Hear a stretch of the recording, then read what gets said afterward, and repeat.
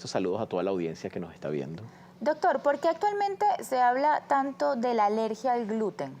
Yo creo que es una combinación de factores. Tiene que ver, por supuesto, el hecho de que lo estamos diagnosticando más. Hoy en día habemos un poquito más de especialistas en esta área y la gente tiene un poquito más de conciencia. Los mismos médicos tenemos un poquito más de conciencia porque a través de las labores educativas hemos llevado el concepto de las alergias como diagnóstico pues a un poquito más allá para que todos los especialidades, los médicos generales, los de atención primaria, entiendan que esto existe. Antes, hace unos años, no hablábamos de esto. Pero por otro lado, tiene que ver un poco también con los cambios de las dietas. Lamentablemente, estas dietas que tenemos hoy en día, tan procesadas, tan complejas, con tanto elemento químico, muy probablemente han propiciado que tengamos entonces unas reacciones diferentes. Antes teníamos alimentos muy naturales, pues cosechados directamente, orgánicos, como les decimos hoy en día, esa es la otra palabra que está de moda, pero hoy en día los alimentos tan procesados, que pues obviamente son los que tenemos a más fácil disposición, nos han llevado a que tengamos de alguna manera predisposición a esto. Entonces yo creo que es una mezcla de ambas cosas, ¿no? También hay un evento biológico, ¿ok? Que es lo que llamamos el cambio de nicho biológico. ¿Por qué? Porque ya al no haber tantas enfermedades infecciosas, gracias a Dios, por el tema de los antibióticos, las vacunas, etcétera, que hemos logrado erradicar una gran cantidad de enfermedades infecciosas, ese nicho biológico que lo constituye pues el tema de salud de la enfermedad, lo ocupan otras patologías. Entonces las patologías que llamamos no comunicantes, es decir, las que no tienen que ver con infecciones, sino las patologías que tienen que ver con inflamación del sistema, inflamación del cuerpo por un efecto primario, por una causa directa o por secundario, por el sistema inmunológico, son las que van a llevar a que haya una predisposición o un aumento de estas enfermedades que tienen que ver con el sistema inflamatorio. ¿Cuál es la diferencia entre alergia al gluten, sensibilidad al gluten y una persona celíaca? Ok, muy importante porque mucha gente confunde estos términos. El alérgico es aquel que, bueno, pues evidentemente, como lo dice la palabra, es alérgico al gluten. Es decir, come algo que tenga gluten e inmediatamente va a tener una reacción. Aquí es importante entender que es inmediato. Es decir, la reacción, por supuesto, lo que todos conocemos como alergia, puede haber urticaria, es decir, la presencia de abones o lesiones en la piel, puede haber reacción angioedema, es decir, edema de lo que es la cara, la boca, incluso la tráquea, lo que es la parte respiratoria. El paciente puede tener comprometida la vía aérea, es raro, pero puede presentarse, que serán los casos más graves, que es la anafilaxia. Y pueden haber también manifestaciones respiratorias que son bien frecuentes también, que es rinorrea, moco, tos, dificultad para respirar, asma incluso. Eso es lo que llamamos alergia. Es una enfermedad mediada por IgE, la inmunoglobulina E, que el paciente tiene una reacción prácticamente inmediata frente a este elemento agresor. La sensibilidad son aquellos pacientes que realmente no tienen anticuerpos IgE, sino que son anticuerpos de otro tipo, anticuerpos IgG o anticuerpos inespecíficos que van a hacer que el paciente responda frente a este elemento. En este caso estamos hablando del gluten, pero es una respuesta mucho más leve, mucho más solapada, sobre todo de tipo intestinal. El paciente va a tener náuseas, vómitos, diarrea, malestar. Esa persona dice, bueno, cada vez que como tal cosa me da una sensibilidad, me da malestar, me da molestia, me siento mal cuando como esto. Entonces, ese tipo de situaciones es lo que llamamos sensibilidad, intolerancia al gluten, que es diferente, o también la llamamos alergia no mediada por IgE al gluten, porque es algo del sistema inmunológico, pero no es directamente por IgE.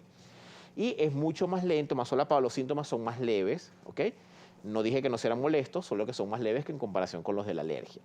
Luego está la enfermedad celíaca, es una condición genética en la que el paciente tiene una ausencia de unas vellosidades que se encuentran en el intestino, ausencia de enzimas que son importantes para procesar el gluten. Es decir, cuando el gluten entra al organismo necesita unas enzimas que se encuentran en las vellosidades del intestino para procesar pues este alimento, así como necesitamos también para procesar leche, para procesar proteínas, carnes, etcétera. Pero la del gluten está ausente. Entonces, al estar ausente, el paciente, pues evidentemente va a tener una acumulación de ese gluten y eso hace que el paciente no absorba los alimentos, salgan como entraron. Entonces el paciente va a tener diarrea, vómitos, náuseas, pérdida de peso y una gran cantidad de síntomas asociados. El paciente incluso Hay síntomas, por ejemplo, que hay problemas a nivel del esmalte de los dientes. Esos son niños, en el caso de los niños, que no crecen bien porque no absorben bien los alimentos, tienen problemas de peso, problemas de concentración, problemas de memoria. Las mujeres incluso se ha reportado pacientes que son infértiles porque son celíacas, entonces a lo que mejoramos la condición, la paciente puede quedar embarazada. Hay una serie de síntomas, unos más graves, otros menos graves, también dependerá de qué tan afectada esté la persona.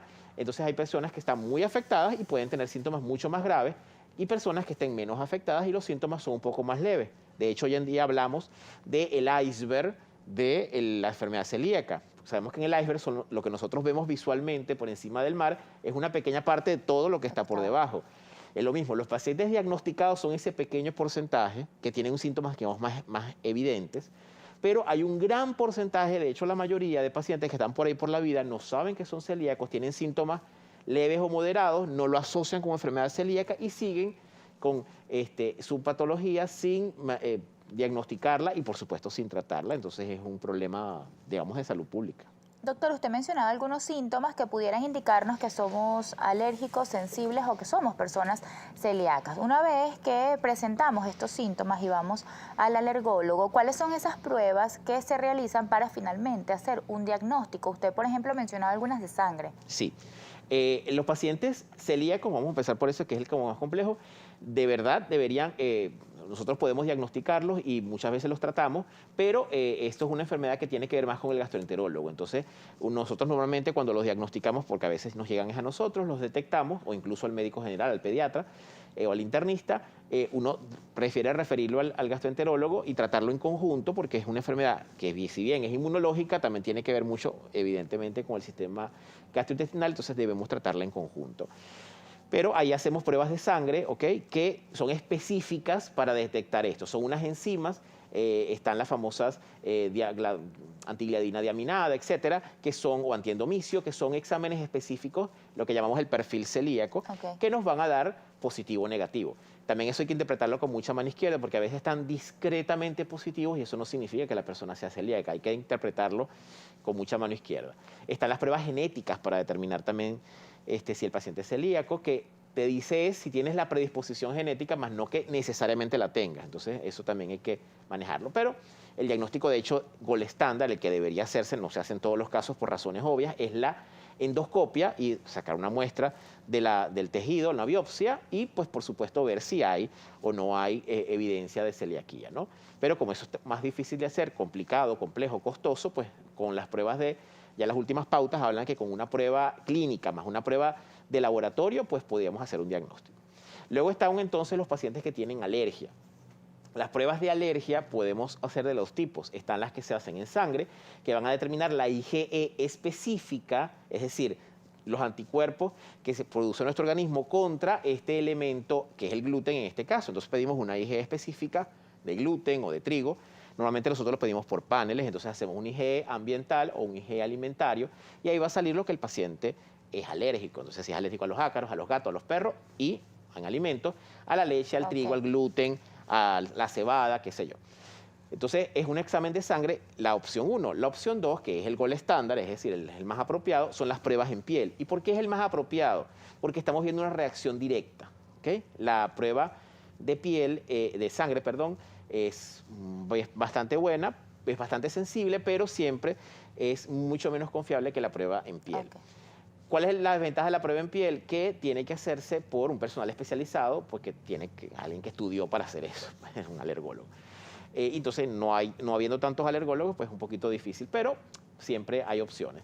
Pero la prueba en piel nos va a decir, es el famoso prick test, que hacemos unos pinchacitos en el brazo, con los que vamos a determinar a qué es alérgico el paciente estrictamente. Y luego está la intolerancia, que son pruebas también de sangre, ya medimos ahí más bien IgG, medimos enzimas, medimos enzimas pancreáticas, una serie de cosas, vemos a ver si el paciente tiene disbiosis intestinal y eso nos va a ayudar a orientar el diagnóstico. Muchísimas gracias, doctor. Vamos a hacer nuestra primera pausa. Hoy estamos hablando sobre alergia o sensibilidad al gluten. Usted puede interactuar con nosotros a través de nuestra alergia al gluten con el doctor José Luis Torres. Doctor, ¿por qué es importante acudir al médico antes de asumir que somos alérgicos o sensibles al gluten?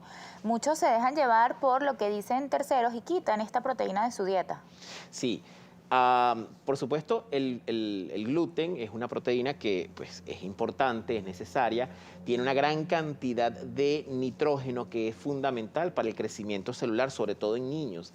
Y es importantísima también para lo que es el procesamiento de otros alimentos. Entonces, no quitarla así de entrada, pues no es lo más recomendable. Mucha gente dice, no, pero es que el gluten es malo. No. Lo malo es el exceso. El problema es que lamentablemente lo que decíamos al principio de esta cantidad de comidas procesadas, el gluten tiene muchas propiedades. Una de las propiedades que tiene es que te da una gran cantidad de calorías y una gran cantidad de nutrientes y te da también consistencia a la comida. Entonces el gluten tiene esa propiedad. Entonces, claro, hay muchísimos alimentos procesados que incluyen gluten en su formulación, tan sencillo porque sabe mejor y se siente mejor, la textura es mucho mejor. Entonces es un tema de vista. Recordemos que también nosotros comemos con la vista.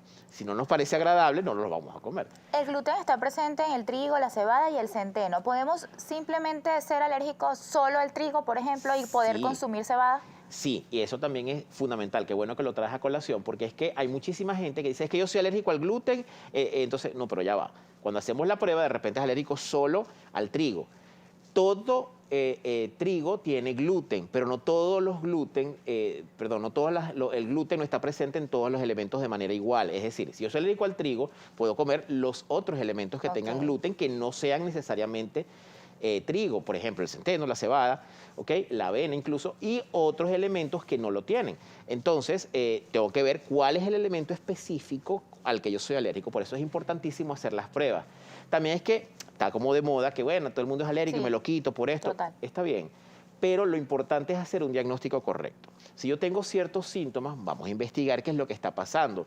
Me han llegado muchísimos pacientes que dicen, no, es que yo tengo cada vez que como gluten y cuando hacemos la prueba sale todo negativo. Entonces, cuando investigamos mejor, no, lo que pasa es que tú tienes un problema ya de intestino, o sea, tu intestino está haciendo disbiosis, está inflamado por otra razón, por la alimentación. Entonces, haciendo simplemente un cambio de dieta, ni siquiera es quitando nada, es simplemente cambiando la dieta, es decir, comiendo lo que llamábamos en la escuela la dieta balanceada, uy, voy a tirar la cédula, que no siempre nos lo decían en los libros. Esa dieta balanceada, ¿qué es? Pues nada, es comer de todo, pero poquito. O sea, es decir, si yo como todo lo que pueda comer, pero poquitas cantidades, de manera regular, pero no todo el tiempo, pues evidentemente voy a tener una alimentación mucho más sana y voy a poder tolerar esos alimentos. Antes, de hecho, a los niños recién nacidos, o cuando empezaban a comer a los 6 meses, 4 meses, les decíamos a la mamá, mira, no puedes comer esto, no puedes comer esto, no puedes comer esto, no le vas a dar esto, primero vamos a darle esto, primero esto. Uno iba como con mucha cautela para no producir alergias. Hoy en día sabemos que no es así. Hoy en día sabemos que lo más apropiado es que el niño pruebe de todo un poco, obviamente con medida, y en algunos momentos, ¿para qué? Para que se vaya sensibilizando y no tenga problemas más adelante. De hecho, hay estudios que demuestran, por ejemplo, el maní, que nosotros no es tan frecuente, pero en el hemisferio norte, la parte de Estados Unidos, Europa, es muy frecuente la alergia al maní. Se ha demostrado que cuando tú le empiezas a dar maní a partir de los 6 meses al niño, en pequeñas cantidades, puedes evitar que haga alergia más adelante. Doctor, ¿esta alergia se cura o se controla?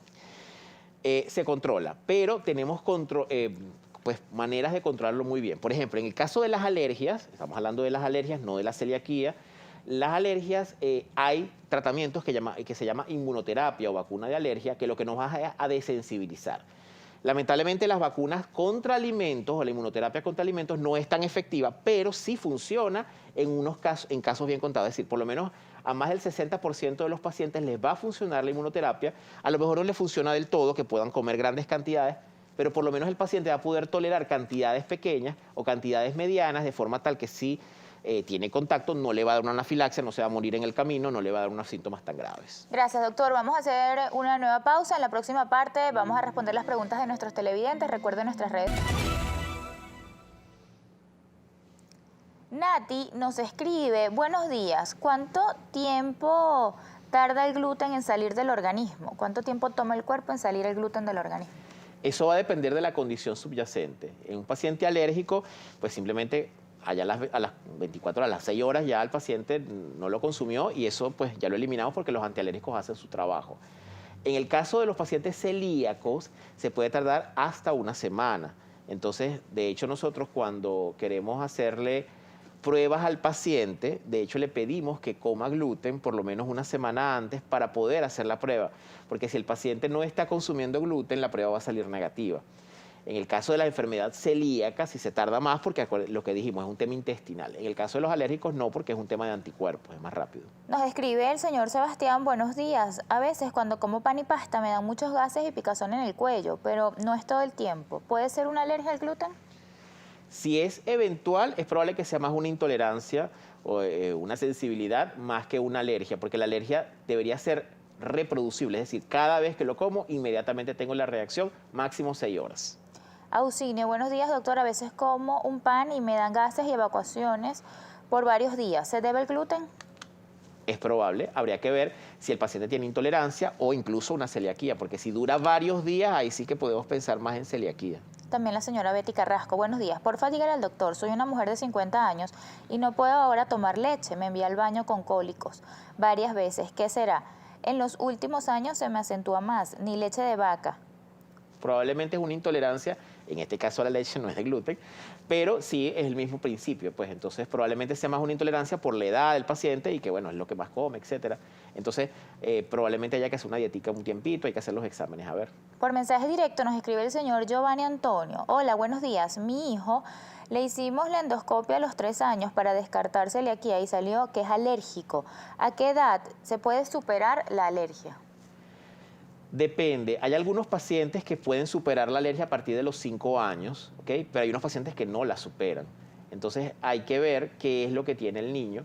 La mayoría de los chamos, afortunadamente, son muy plásticos, ellos van a mejorar su sistema inmunológico y después de los 5 años esos síntomas tienden a mejorar. Pero habría que hacer la prueba específicamente, porque es que una cosa es que lo que se ve en la endoscopia, pero hay que ver a qué está haciendo la alergia específicamente. ¿Cuándo generalmente comienzan a aparecer los primeros síntomas de alergia al gluten? ¿En edades tempranas? Esto a propósito de la pregunta. ¿O en la adultez? Normalmente comienzan en las primeras etapas de la vida porque es cuando el niño comienza a comer gluten, pues evidentemente.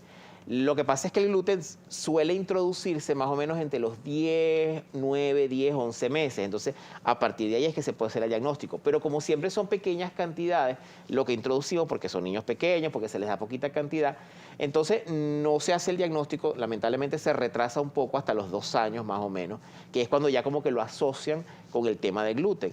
Porque en esa edad ellos comen muy pocas cantidades y comen todo mezclado, a veces no sabemos bien cuál es. Entonces, uno tiene que ir viendo, jugando con eso. Y también tomar en cuenta que en los niños pequeños, menores de 2 años, lo más frecuente es a la leche, no al gluten. Doctor, muchos ante un diagnóstico de alergia o sensibilidad al gluten pudieran asustarse, pero lo cierto es que si estamos bien asesorados con un equipo de alergólogos, un nutricionista, podemos tener una vida normal. Por supuesto, estamos en el siglo XXI, hoy en día hay tratamientos, hay formas de hacerlo, hay dietas, es más, tenemos dietas, alimentos disponibles en casi todos lados que son libres de gluten. La sensibilidad social, o sea, la empatía que ahora tenemos con estos pacientes nos ha permitido que incluso en muchos restaurantes te ofrezcan menús libres de gluten, no te ofrezcan opciones, ¿ok? Incluso en algunos lugares llegan más allá y te dicen, mira, nosotros preparamos esto en una batería de cocina aparte, especial, para que no se contamine, porque eso es un tema ahí que también hay que tomarlo en cuenta. Entonces hay una conciencia social mucho más importante y, por supuesto, los avances nos han llevado a hacer diagnósticos mucho más precisos, mucho más rápidos, mucho más certeros, con tratamientos mucho más apropiados y dirigidos a lo que tiene el paciente. Pero, por supuesto, lo primero es hacer un diagnóstico correcto. Doctor, usted mencionaba que para hacerse pues estas pruebas que determinan si somos alérgicos o no, generalmente en los niños ocurre cuando alguno de los padres pues pudiera ser alérgico o pudiera ser una persona celíaca. Entonces, ¿sí hay un componente hereditario? Sí. La alergia, se dice que hay un componente más o menos cuando un padre es alérgico, puede tener, el niño tiene 30% de posibilidades de serlo. Pero si los dos son alérgicos, ese 30% aumenta a un 70% de probabilidades. Entonces, si ambos padres son alérgicos, el niño probablemente lo sea. Entonces hay que atacarlo a tiempo. En este caso, al revés, las dietas tienen que ser más bien un poquito más abiertas, tenemos que colocar tratamientos y en esos casos diagnosticamos con mucha anterioridad porque ya lo sabemos. O sea, ya sabemos que el papá es alérgico, bueno, vamos a hacer los diagnósticos previos porque muy probablemente por allí venga el asunto. Por favor, doctor, sus redes sociales y puntos de contacto, ¿dónde lo podemos encontrar? Yo estoy en el Instituto Docente de Inmunodiagnóstico en El Rosal y en la Policlínica Las Mercedes, @doctor abreviado dr. Joselic Torres. Ahí estoy disponible para responder las preguntas. También en las de la clínica, @idid, IDID. Hoy conversamos con el doctor Joselic Torres, inmunólogo, alergólogo y pediatra. Gracias por acompañarnos y a usted, gracias por su sintonía y por interactuar con nosotros. Recuerde que tenemos una cita este viernes a las 9:30 de la mañana.